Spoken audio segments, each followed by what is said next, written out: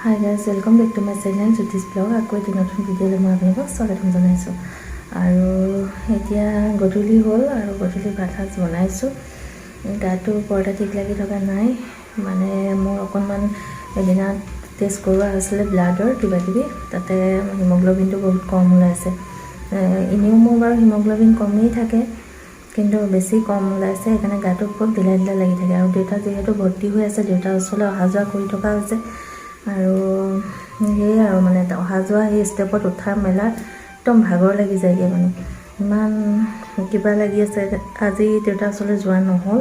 এতিয়া দেউতাৰ মানে মাজতে ভালেই হৈছিলে দেই, এতিয়া আকৌ ব্লাড দিব লগা হৈছে। মানে দেউতাৰো হিমোগ্লোবিনটো কম, ওলাইছে, সেইটো কাৰণে ব্লাড দিব লগা হৈছে। তাৰপাছত আকৌ এণ্ডস্কপি এটাও কৰিবলৈ দিছে, আৰু আল্ট্ৰাচাউণ্ড কৰিলে বাৰু। আল্ট্ৰাচাউণ্ডৰ ৰিপৰ্টবোৰ ঠিকেই আছে, মানে অলপ কিবাকিবিতো আছে আৰু লিভাৰৰ যিহেতু তেওঁ প্ৰব্লেম আছে অকণমান, আৰু সেইটো কাৰণে এতিয়া এণ্ডস্কপি ৰাতি কৰিব 9টা বজাত। কালি কৰাৰ কথা আছিলে, কালিও নোখোৱা নোবোৱাকৈ থাকিলে, ইমান দেৰি কিন্তু এণ্ডস্কপি নহ'ল। আজি এতিয়া আকৌ ৰাতি 9টা বজাত কৰিব বুলি কৈছে। কি হয় এতিয়াতো ব্লাডটো গৈ আছে বাৰু। কালি গৈছিলোঁ দেউতাৰ ওচৰলৈ, আৰু কালি হিমোগ্লোবিনৰ ৰিপৰ্টটো বিপুল কলিতা ছাৰক তাতে দেখালোঁ। যিহেতু দেউতাকো চাবলৈ আহে বাৰু, তথাপিও মই তেওঁক চেম্বাৰতে দেখালোঁ। তাৰপাছত তেওঁ ৰিপৰ্টখিনি চালে, হিমোগ্লোবিনৰ কাৰণে দৰৱ দিছে, আইৰণ, ফলিক এচিড এইবিলাক দিছে, আৰু খাই থাকিব লাগিব।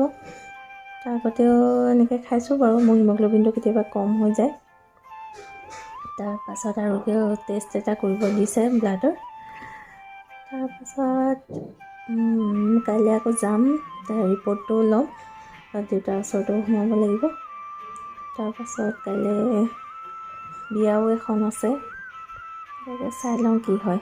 গাটো ভাল লাগিলে আৰু যাব লাগিব। আৰু এইটো কালি দেউতাৰ ওচৰলৈ যোৱাৰ ভিডিঅ', আৰু মোৰ ৰিপৰ্টখিনিও তেওঁ মোবাইলত হোৱাটছআপত আহিলে, তাকে চাইছোঁ। অকণমান ভয়ে লাগি গৈছে ৰিপৰ্টবোৰ দেখি, ইমান কম হিমোগ্লোবিন আছে মোৰ।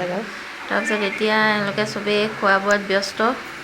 পোৱালীকেইজনী পিজ্জা খাওঁ বুলি ক'লে, তাকে এইটোত অৰ্ডাৰ দিলে পিজ্জা হাটৰ পৰা। তাৰপাছত গধূলি 9:30মান বজালৈকে থাকিলোঁ আৰু আমি, তাৰপিছত গুচি আহিলোঁ।